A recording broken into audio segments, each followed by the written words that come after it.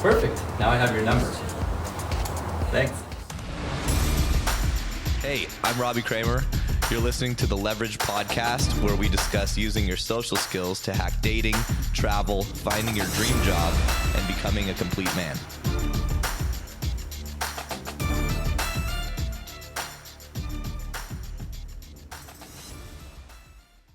We've got a guest that used to coach with me way back in the day.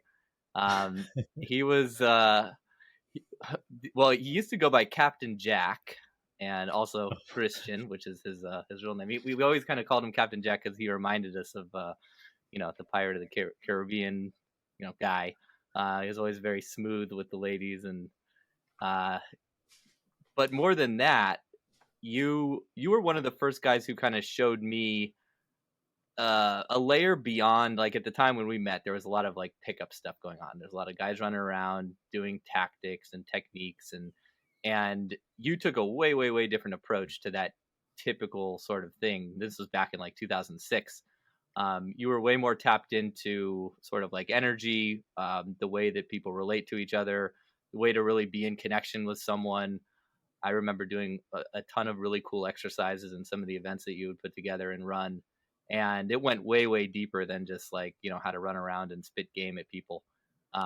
So I always appreciated that about you. I felt like you were one of the pioneers of real sort of men's transformational growth. Wow.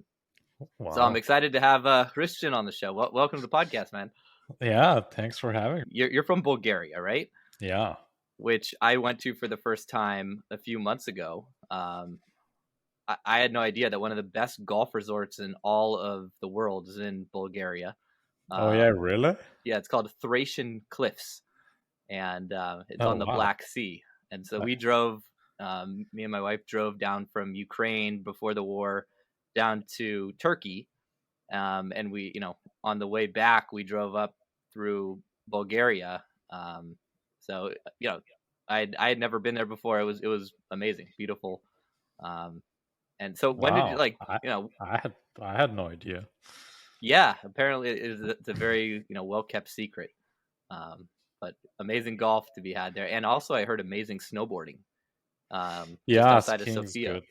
Yeah, I've done that. So yeah, tell us your story. How did you, when did you move from there to the US? I came to America when I was 17 years old. I came as a foreign exchange student. And I graduated high school in the suburbs of Chicago, and then I decided not to go back, and I came to California. Okay. What did you think of the U.S. when you first got here, and how did it what part of Bulgaria are you from, and how did it compare? Well, I mean, Bulgaria is such a small country, and I was a small town, and I wasn't in Sofia, so. First of all, Chicago was huge. It was crazy. But I didn't like, it was so flat. Illinois is so flat, so I didn't like that. It was also crazy because America, is the country of the free. But I came here at 17 years old. I couldn't do anything. There was curfew. I had to go home at certain hours. I used to in Bulgaria partying and drinking and going home in the morning at 6 a.m. or whatever. So I know that might sound weird to Americans, but at 17, it's normal in Bulgaria. If you're 21 going to clubs in Bulgaria, you're too old almost. Mm-hmm. So that was a big weird. So, whoa, the country of the free, it's not so free. What's going on here? Yeah, right. You can go in the military and die, but you can't even have alcohol.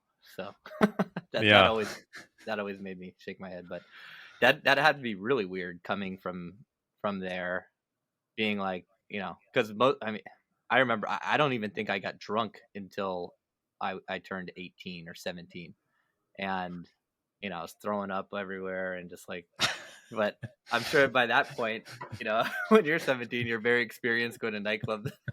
So totally different upbringing. And I would guess that most like Americans seemed incredibly immature compared to you and the people you grew up with, because I guess you just do that stuff earlier, right? Yeah, immature, and yeah, everything was a lot. Yeah, felt behind. Even like some like math classes. I was in advanced algebra, and the stuff that we're doing in class, I would study those at seventh grade. So it was, yeah, um, yeah. People were definitely more closed off. Everything was a little taboo. Everything you're doing was kind of like, going behind your parents or something like that. So yeah, very different. What was the house like? You were living as an exchange student with a family. Yeah, Were they cool? Were they like? they were Were pretty they cool. I had my own room. Yeah, they were pretty cool. There were three sisters, three whatever house sisters. One was my age. They were going to school together in a school bus. uh, yeah. Wow, this is a lot of another lifetime. so that was like end of high school or beginning Yeah, of college? that was end of high. I was 17 years old going to high school. Yeah. So then did you like when you came over?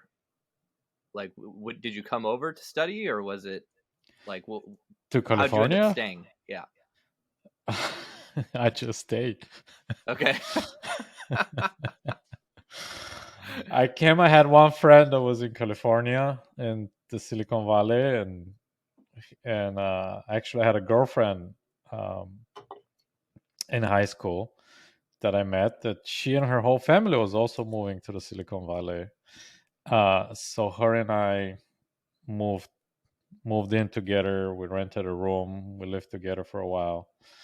Um, and then I met some Bulgarian community, and I got into construction and got paid cash, and that's how I survived at 18.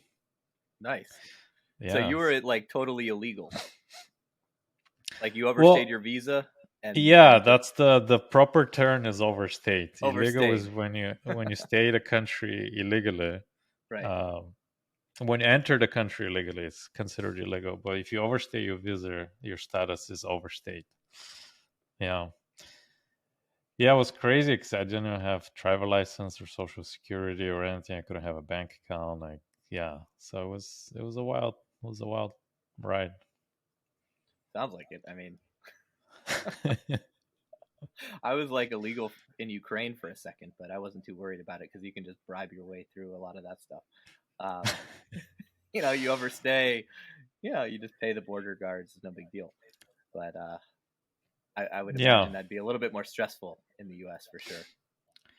yeah, I was stressed, especially at that age. But then essentially, no one really, especially being white. If you were Mexican or something, or then it's harder. But I mean, I didn't know that at the time, but I um I was terrified, but it actually ended up wasn't that big of a problem. And So yeah, what and then transpired between, let's see, when we met? How many years after? Like how old were you when we started working together at Pickup 101? I was 25, 26.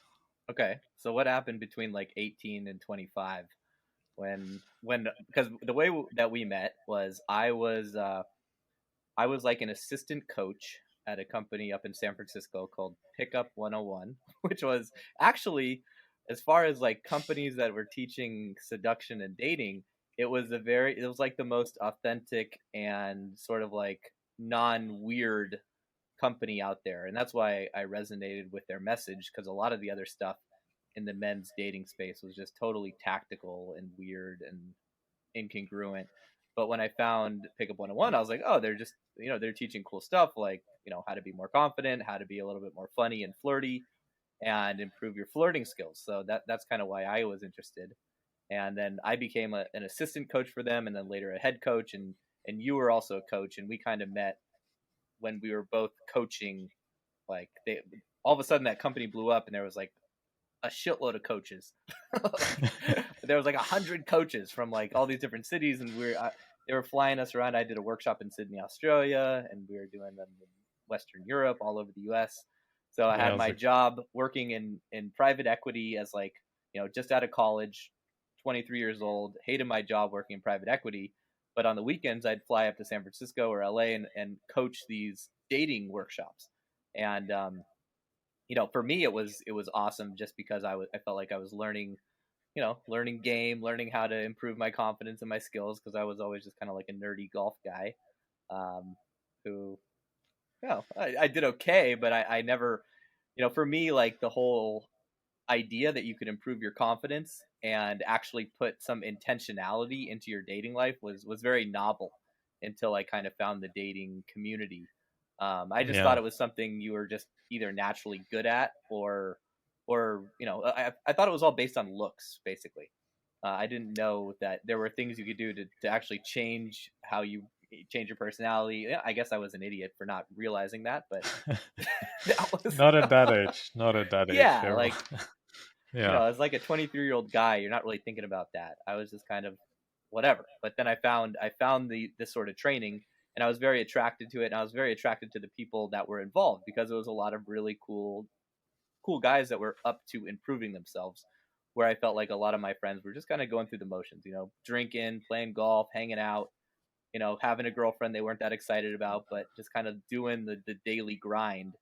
And I was like, I don't want that. I want to, like, you know, be the Yeah. guy who's like going out to a club and taking the hottest girl home, or being the guy who has like all these options. Like, once I saw what other guys were doing, I'm like, I don't want to just settle for this normal everyday thing when I see these other guys that are doing these things that I want. So that was kind of my inroad into it. Support for the Leverage podcast is brought to you by Manscaped. They are the leaders in the below the belt men's grooming and hygiene department.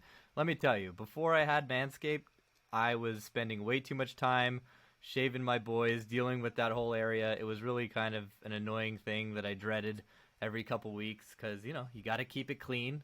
You don't want to be Mr., gorilla hairy guy down there. It's just gross. And what girl wants to come home to that present? If it's a first date and you guys are getting busy and she sees a bunch of nasty stuff, like, you're probably disqualified. So if you're not shaving down there, kill yourself. But right after you kill yourself, go out, get yourself the Manscaped 4.0 Performance Package. It comes with this amazing lawnmower 4.0. You can use it right on your balls. Won't hurt. It saves me 15 minutes easily every time I use it in the shower. No mess. It's got this guard on there, and it's got this light that allows you to see exactly what you're doing. And I mean, out of everything on here, the light is probably the best thing, because you can really see what's going on down there when in those nether regions, which are hard to find. The Weed Whacker, ears, nose hairs, no problem. This thing knocks them out. Amazing. Comes with this Crop Reviver ball toner. Smells great. The girls love it. And the Crop Preserver ball deodorant. I just feel fresh when I use this stuff. It's great. So the Manscaped 4.0 Performance Package also comes with this amazing bag. They ship internationally for free worldwide. I'm just kind of upset I didn't use them longer before, because I spent so much time just using stuff that just like cut me up, and it was really uncomfortable to use. And just do yourself a favor and pick up their performance package. Go over to manscaped.com. Use the code LEVERAGE, LEVERAGE, and get that 20% off with free worldwide shipping. I really can't recommend these guys enough for your guys down there. All your guys will thank you, and the women in your life too.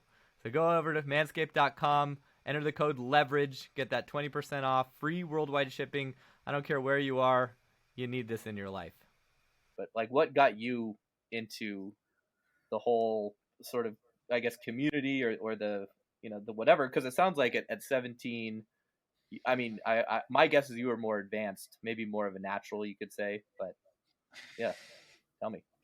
Yeah, well, that was so I had this girlfriend that I came in from Illinois with, and then we broke up. And then soon after that, I found another girl and I fell in love with her. And then I was with her for a few years.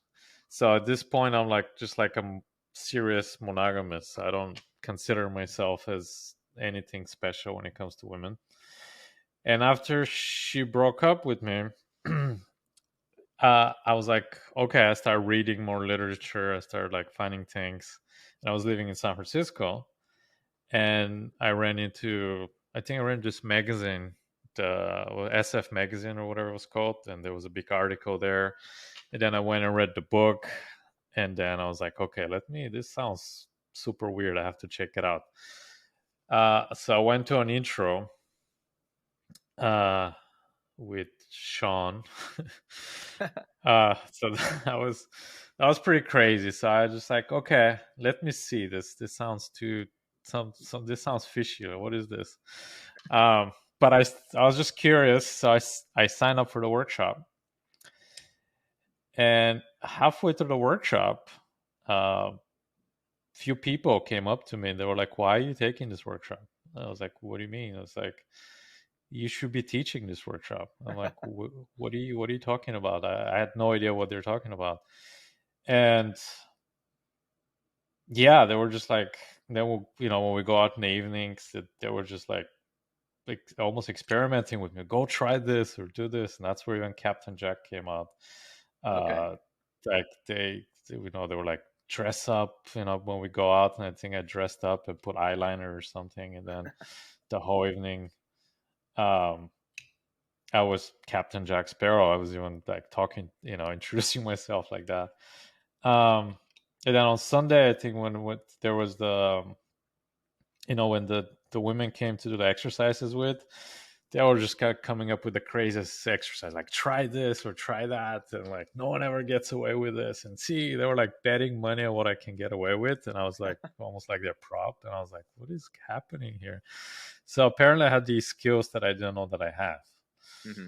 Um, so it was super weird to me because I had to learn kind of what I was doing.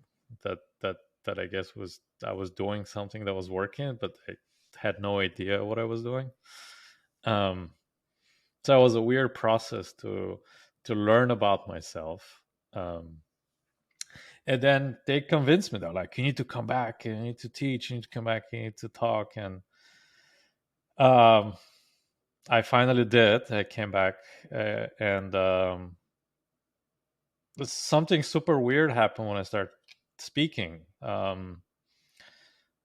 I had this very almost out of body experience where I was so present, I was so in the moment, and I started saying things that they weren't coming from me. If this makes sense, I was saying things that by the time I was finished talking, I looked at myself almost from a third perspective, and I was like, well, whatever this guy's saying, I want to learn that. Like I want. That's a cool experience.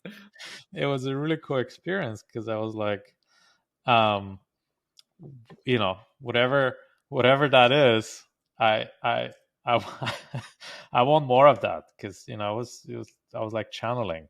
I Right. wasn't like I was saying things that weren't learned. Um, And you just felt like it was just coming out of somewhere inside of you, obviously, or channeling some sort of source. Yeah, I got really quiet. My mind got quiet. My body got quiet. I got super present. There was nothing like I got focused. I got zoned, and then it was just flowing. Like I wasn't thinking what to say next or what to do next. It was just happening organically. So I was like, I have to follow this. Well, what is this? I've never experienced this in my life before. So then the rest is history. I was just like really curious. I started like hanging out. I started exploring. Started going out with the guys. Started learning. I actually started learning what I was doing. I started learning about myself. Guys will talk to me in front of me as if I wasn't there. It's like, oh, Captain Jack does this or that. And I was like, huh, I do that. I didn't know I do that. Well, I felt like what you were probably bringing to Pickup 101 that was quite a bit different because I felt like a lot of the Pickup 101 guys were similar to Lance in the regard of, everyone kind of looked the same. It was like, the like the slightly chubby, funny guys. That was like all of Pickup 101. banter. Banter, and that was fun. That was great. That's why I was attracted to Pickup 101. I was kind of like a chubby, white, bantery guy and I was like, oh, this is like me. And then you've got Christian, who's like the Eastern European, more like suave, totally different vibe, lower energy, more seductive. Just you're not running around like spitting out banter lines. And I think like for most of the people there, they're like, oh wow, there's another way. You don't have to just run around and be Mr. Dancing Monkey funny guy. And I think that resonated with a lot of people because it's very difficult for, I think, most guys who get into, most guys who need dating coaching or who need this sort of thing are very introverted. Most of the guys I work with are IT programmers, and the idea of like going over and bantering with a girl at a bar does not seem like easy or natural or something they can just easily do. For me, I'm more of an extrovert, so that felt a little bit easier. But what I found is I'm more of the exception versus the norm. So I think a lot of guys are going to resonate more with that sort of introverted, lower energy type of vibe, and that certainly, there's a lot of other guys that I felt like came onto the scene later, like James Marshall, who's a very close friend of mine, and a lot of guys who showed that, like, yeah, you can be extremely attractive and effective without doing the high energy funny thing. But you were one of the first guys I felt like in the dating space to demonstrate that. Yeah, thank you. Well, to me, it all came down to, when I broke it down, came down to presence. So how do you be present with the person in front of you? And that's what women want. They wanna be able to feel you. They want to make, and how do you feel you if you're not in your body? They're not gonna feel it. And you keep saying you're lower energy. Are you actually in your body? Are you feeling your feet on the ground? Are you feeling your balls? Are you because if you don't have that, uh, she's not going to feel you. She's going to feel you as much as you are in your body. If your energy is up here in your head, that's how much she's resonating with you. And you guys can have fun on that level, on that bantery level, on that, like, almost that heady space. But if you want to have a more intimate, more sensual connection, you have to be connected first to yourself and to your sensuality and to your body, so she can feel that from you. Yeah, I mean, that for me, when we started doing a lot of those exercises that you would lead, where just the gazing exercises where you stand in front of a woman and you say nothing and you just look at her, that was very powerful. We did a lot of that, I remember. And I remember we went out in the woods and we did a very cool event where we had who was the guy that was teaching the martial arts, like the knife fighting and the crazy shit.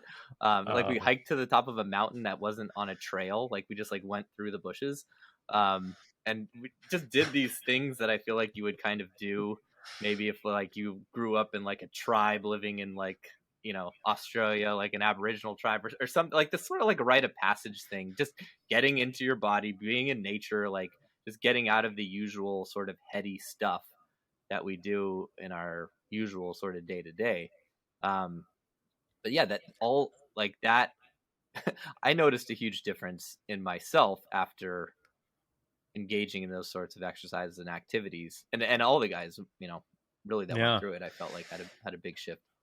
And also connecting with other men, right? So, because like to connect with other men in this raw kind of being in nature way connects you to your masculinity, to your presence, and then a woman can feel that, right? She can sense that.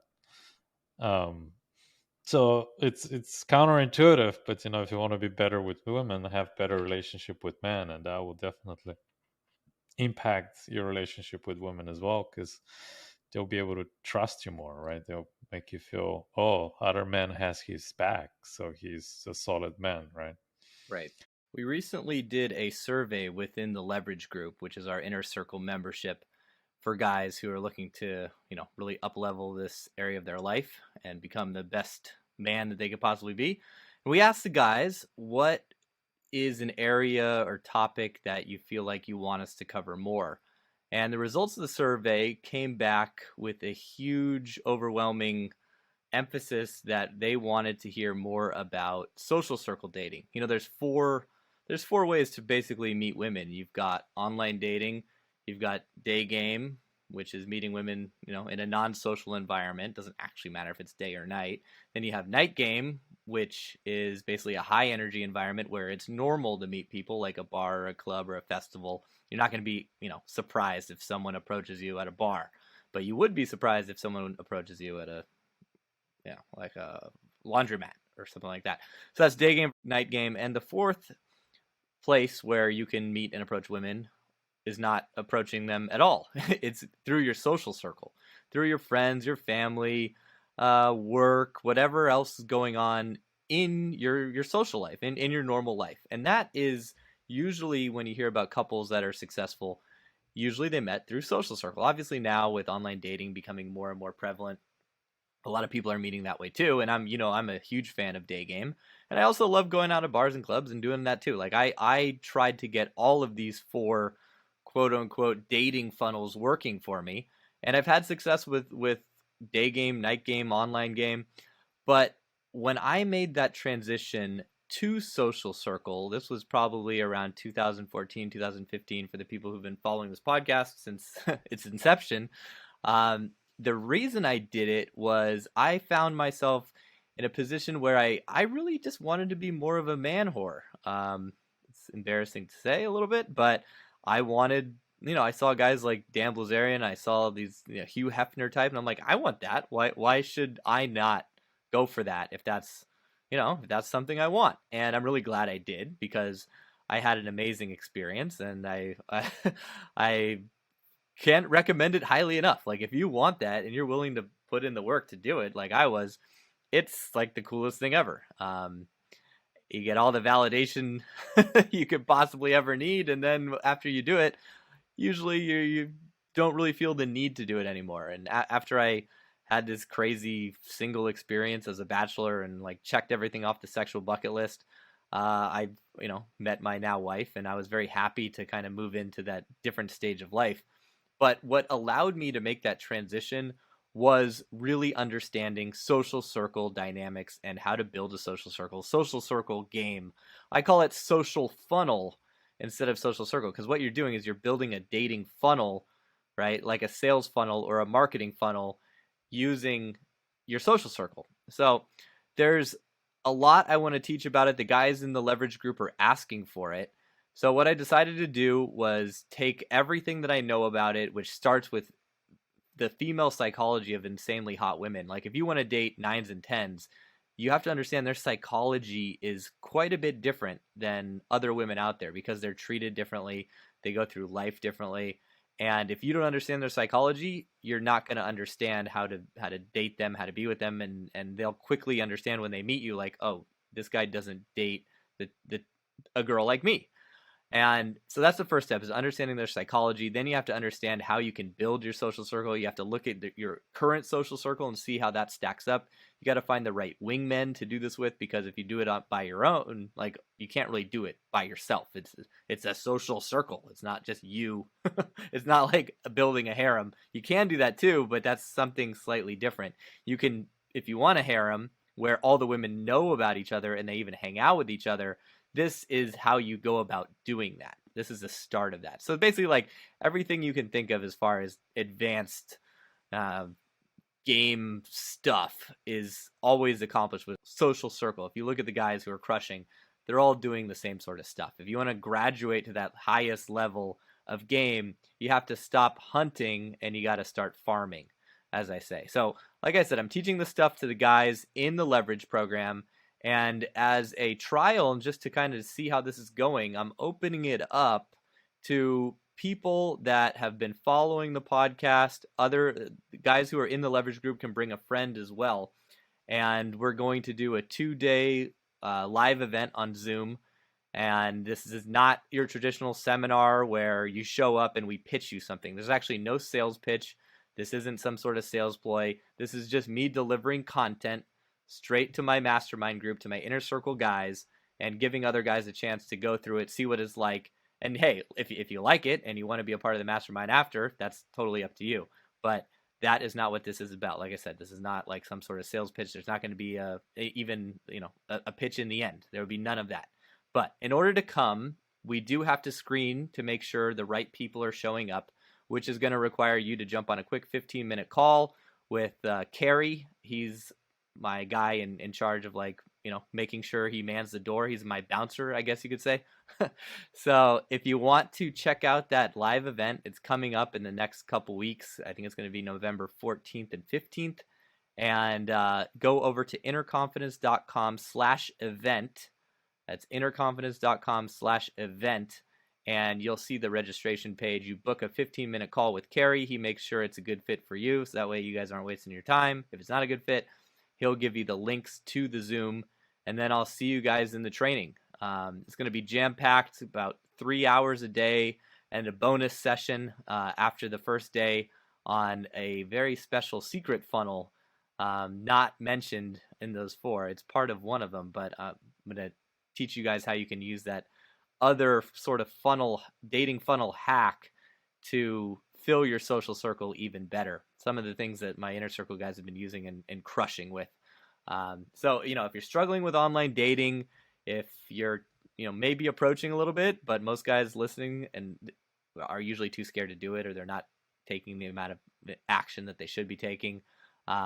Or, if you're going out at night and getting some results, understanding these social circle principles will really help to improve your current funnels, and it will give you that sort of last leg that will provide the biggest transformation once you're able to harness these skills and put all this stuff in practice. So that's what we're going to be teaching in the event. Like I said, a lot on female psychology, how to friend zone girls and attract them into your social circle, how to host parties, how to make sure that you're having fun when you're hosting the party. A lot of guys are introverts and they're like, oh, I don't want to host a party. Well, guess what? If you're hosting your own party and there's a 3-to-1 ratio of women to men there and all the girls like you, you'll like that party. What you probably don't like is other parties. And doesn't really matter. Guys are like, well, what if I'm this? What if I'm that? What if I'm the other? I've seen guys of all shapes, sizes, wealth, ethnicities. Every guy I know who crushes with women has an amazing social circle funnel that they've built. And every guy who just does okay usually does not have that. It's really the major difference. And that's kind of what I see also with a lot of the people coaching out there. There's a lot of guys teaching the hunting tactics, but very few teaching farming, which is why a lot of our inner circle members are, wanting to know more about that. So come to the event, check it out. So innerconfidence.com/event. See you guys there. Yeah, I mean, that's one thing I see quite a bit with guys who are struggling. They typically, they don't have many women in their life, but they also don't have a lot of solid male connections either. Or they're in a situation where maybe they do have some good guy friends, but the guy friends are in different phases of the life. They're either married or they're, and one guy's married, the other guy's single, and now they're not really, sort of on the same wavelength. They're not working towards the same goals. That's what I see a lot. But so I know we wanted to talk about some relationship stuff. And so I wanted to, I talk all the time just about dating and more of the pickup stuff. I hate to use that word, but let's shift gears into that, because I'm really curious, I guess, what you've been up to. I didn't know what your relationship status was or anything like that. I haven't seen you in, I think it's been 15 years or something like that. We were chatting before we started. It's been forever. So crazy. So yeah, what did you tell me more about, what your findings were as far as relationships or anything you want to speak on regarding that? Well, you're a married man. I mean, it's to me I mean, I'm finding out why relationships are so fascinating to me. That personally, again, my story is I never really had a solid family. My parents were divorced before I was even born. so I never had like a family unit. Like I never felt that. Then I came to America when I was 17 by myself, kind of gone through life. Um, Mostly I have amazing, as a result, I've learned to build amazing community and amazing friends. Um, but this whole, what is it like to have a happy, fulfilling relationship, a happy, fulfilling family? And these days it's even become a taboo, like it feels like with such a high divorce rate and conversations about, what do they call it, nuclear families and all that. uh how do we have a happy, successful um relationship, marriage? I'm really fascinated by this, and um I'm learning the hard way. Kind of, to me was easy. That was natural, authentic. um I mean, the natural, whatever, it's in attracting women and seducing women. So it almost wasn't even interesting to me because it wasn't a problem for me. Mm-hmm. uh but this is a problem I'm still trying to tackle. So in a way, um i'm I'm exploring that subject, and I'm talking about it, and I'm actually working with some couples right now, helping them in their relationships. um where I might not be able to save my marriage. So we'll see how that pans out. Um, You've been married for 4 years, right? You were telling I've me. been, married for, yeah, 4 years. And then my wife moved out a couple of months ago, and we're still officially married. We're still talking. I'm part of me still hoping that we can save it. We'll see. It's unknown as of right now.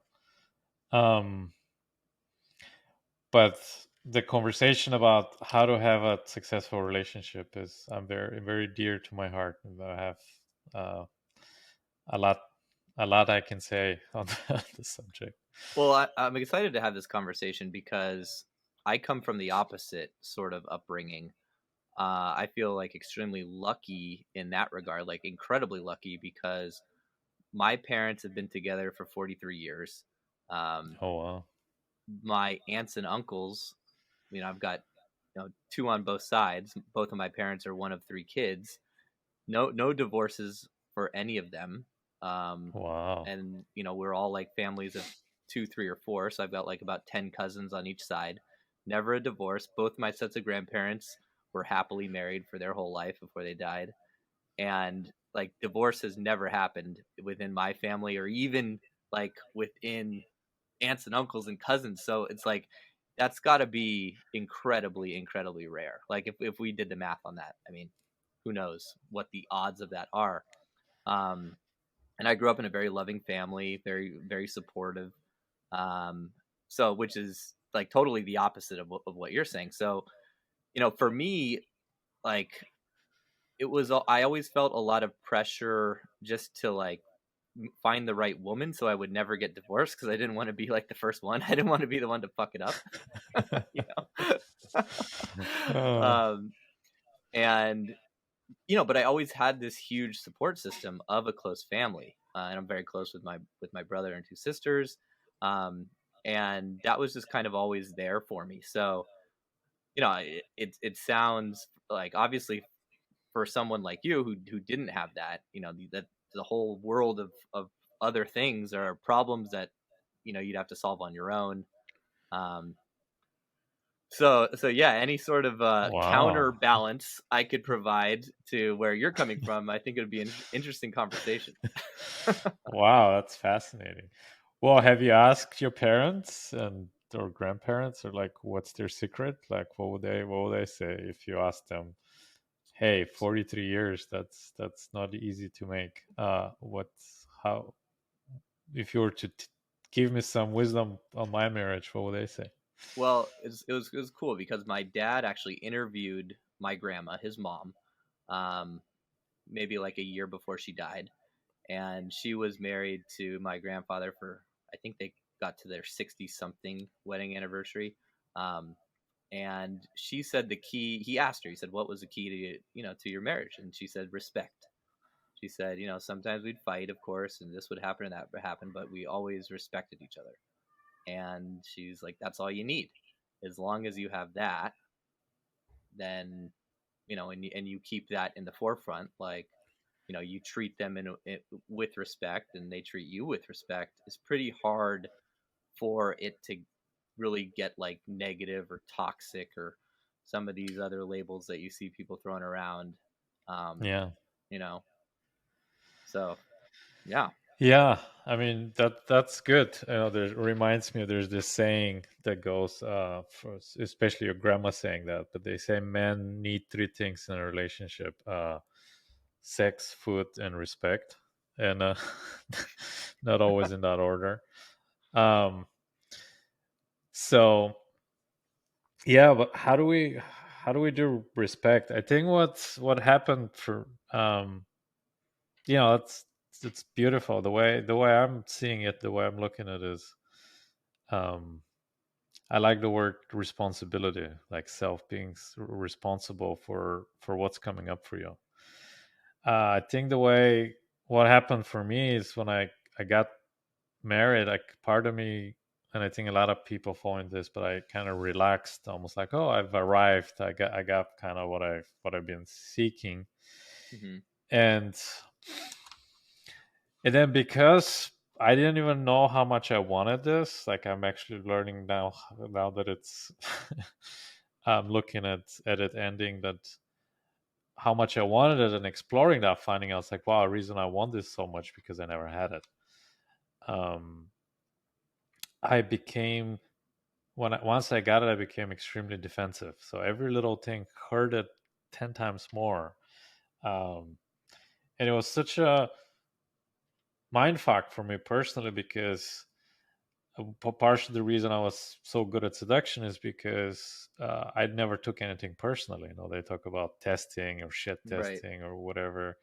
I was like, perfect. I love when women test me, because when they test me, like, that's an opportunity to get more closer and intimate with them. Like I would say that the woman is not testing you, she doesn't like you. So I wasn't bothered by things. So for some reason, I'm finding myself being really bothered, like when she disapproves of something, she doesn't like something, or she has any kind of feedback to give. I became very, very defensive. And that's I found kind the of same thing. Yeah. And I was actually thinking that exact same thought like a week or two ago. I was fighting with my wife, and like she said something and I got so offended and by it, and it was like nothing. And I'm like, would my past self even care about something like this? Like, I was like, Robbie, you're acting like such a baby. Like, what's your problem? Like, and then I was actually, I think I had a phone call with a client who was telling me about how he was being tested a lot on his dates. And I said, I was like, if she doesn't test you, she doesn't care. She doesn't like you. And then it made me think about my situation. I'm like, yeah, why am I being such a bitch? Like, I need to not take everything so seriously. But I feel like that, it's like the littlest things can become like these serious things, especially if it's something that you typically tend to fight about, like it's a touchy subject. It could just quickly spark, something small can spark into like some big argument where you just end up yelling at each other, and you're like, what, we're yelling at each other over like a dog leash, like something Yeah. so ridiculous, and we're both like defensive and like heels dug in. But yeah, I can totally relate to, Well, this like, is where your relationship gets so interesting, right? Because that's the fundamental difference between casual dating. Like, there's less on the line. It's like, but now all of a sudden you're married. For me, at least, it felt like my life is on the line, almost. Like, it was just like,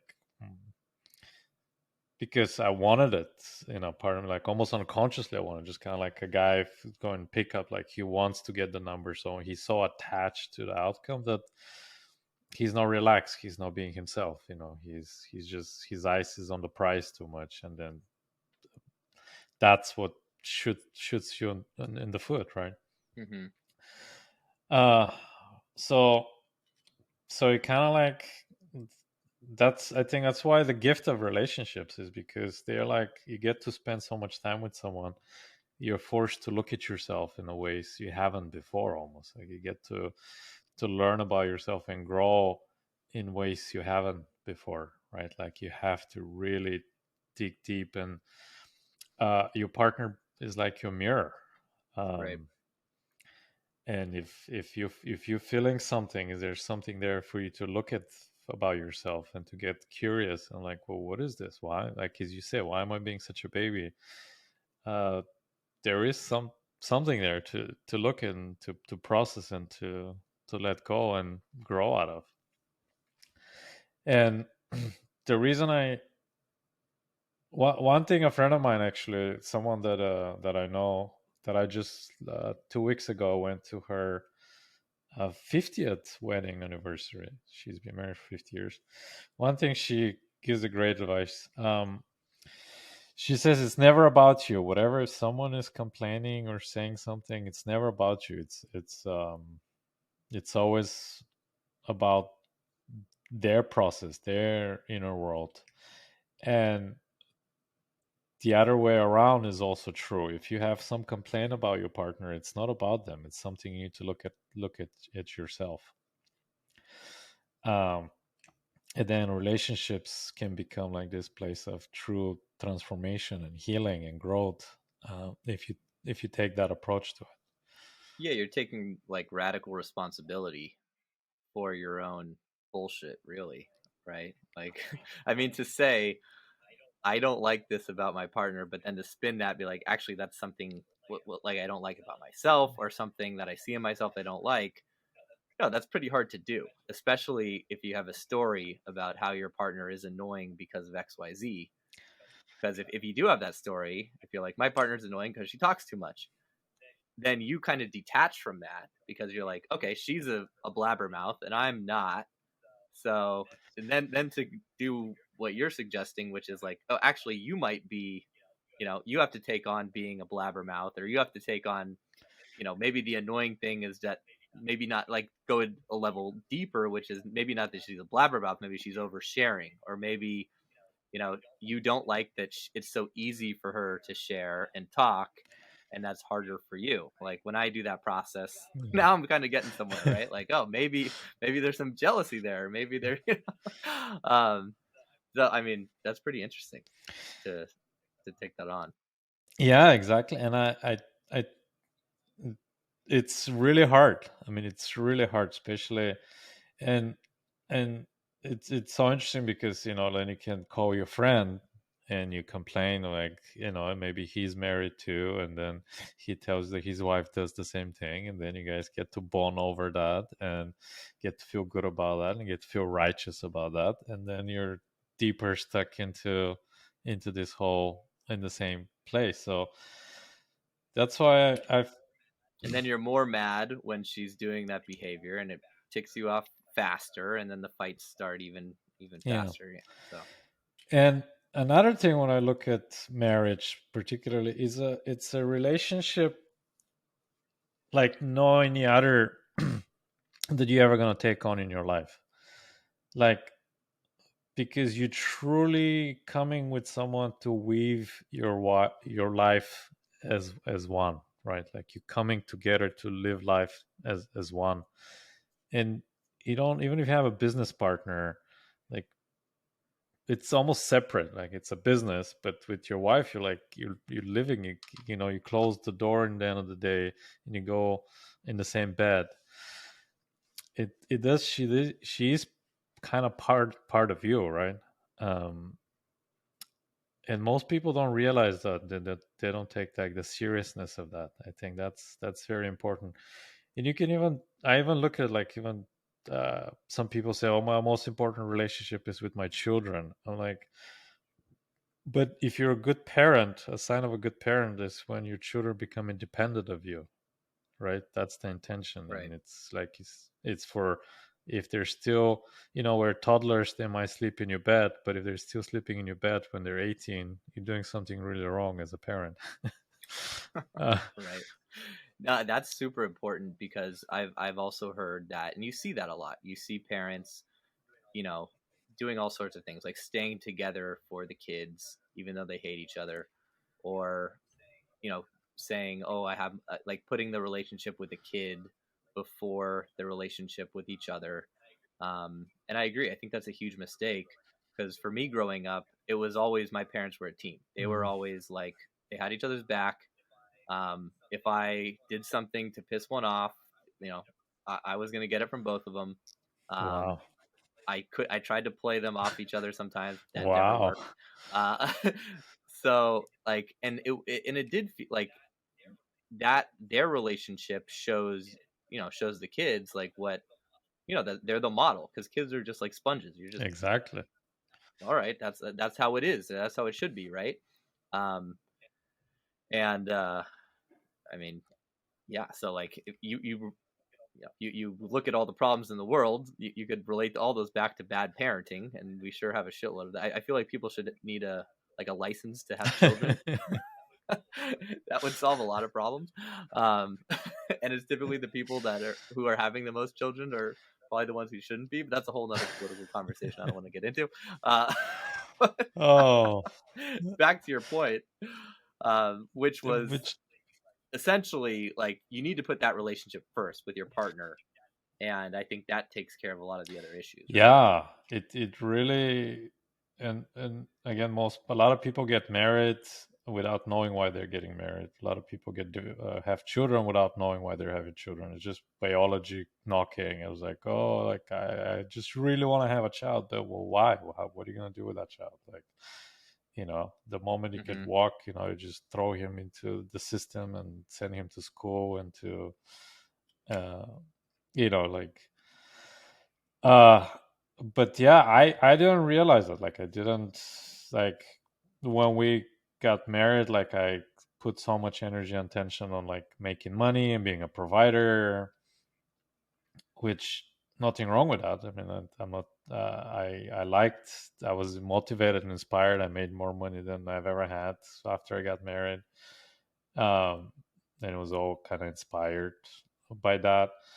Uh, but then I kind of put the relationship on the back burner. I was like, oh, well, like I didn't realize that um, this was my partner, and it was like through good times or through hard times or through COVID or that life Mm-hmm. will throw thing wars, like that you're facing with. Um, you Mm-hmm. could lose your business, you can find your business, like your grandparents being together for 60 years. uh, they went through a lot of stuff, and those they come and they go, but the one person that's going to be there through the whole thing, and the idea is your spouse. um so from that point of view, you need to make that relationship kind of like your number one priority in a sense. um It's so easy to take that for granted because they're always there, yes. you know, and it's kind of like you just go into maintenance mode. Um, it's like, okay, well, this is here, and I need to focus on work. I can relate to that because I've been doing that a lot more since moving to the U.S. and it's a lot cheaper to live in Ukraine. And, I'm like, all right, I gotta step it up a little bit, and you know, and I totally relate to what you're saying because yeah, it's so easy just to take that relationship for granted and just focus on work and that but if you don't put in the time and you don't nurture that relationship, you don't give it the attention it deserves, it's gonna you know you definitely pay the price. Like I noticed that very quickly because my tendency is to just go into work mode and like I can ignore my wife sometimes, and it's tough for her because she's waiting for her like what do they call like when she's just she doesn't have her green card yet, and she also doesn't have a tax Oh wow. ID, so she's waiting to get that. So she's not legally allowed to work right now, and the work she does as like a model requires mostly like legal dealings where she's got to go and get an agency up in LA and deal with castings, and they're not going to like let her work under the table.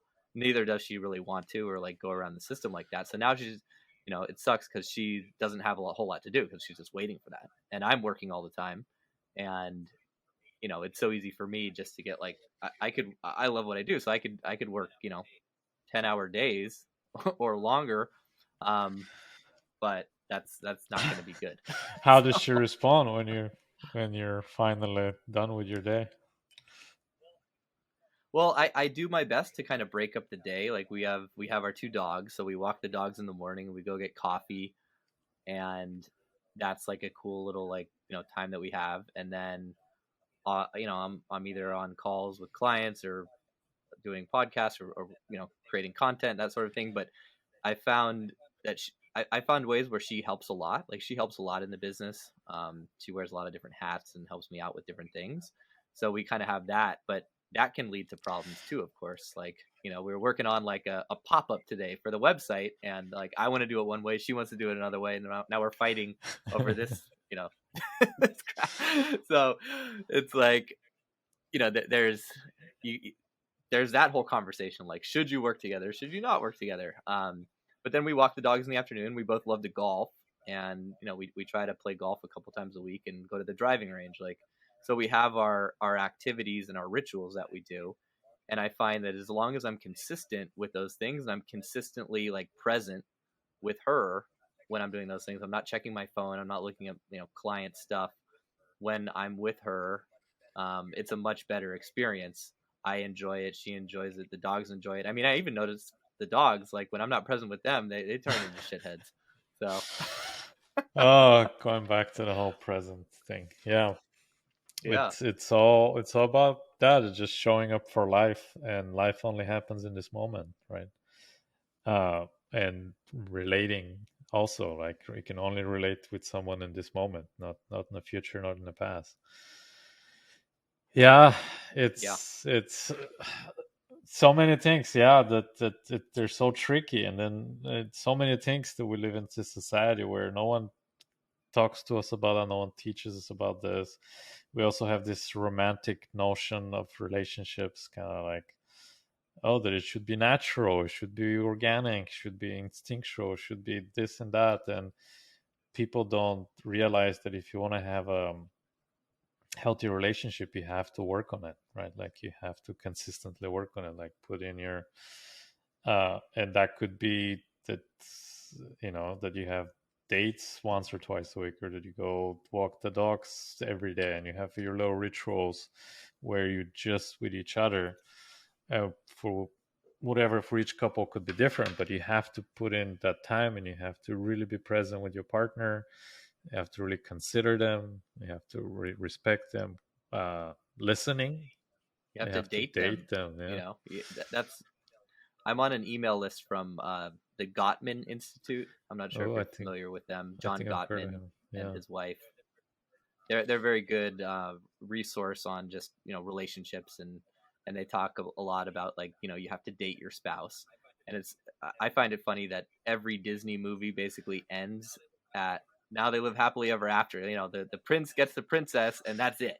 It's fucking finished, right? And that's like how our culture treats relationships. It's like all of this energy, and it's all going into the fantasy about how people get together, and then that's the end of the story. And then it's no surprise we've got a divorce rate above 50%, 60% in a lot of cases, because no one talks about that shit. It's not interesting. It's not a cool story. It's not no one's making movies about it, and that's where the real sort of like I feel like happiness or despair in life comes from. Like a lot of the most unhappy people I talk to are people who are in like their 50s or 60s that they've had a relationship gone bad, and they feel like they're too old to like get out there and start again, or they have too much baggage, and they're that's like the shittiest sort of place I feel like you could be in.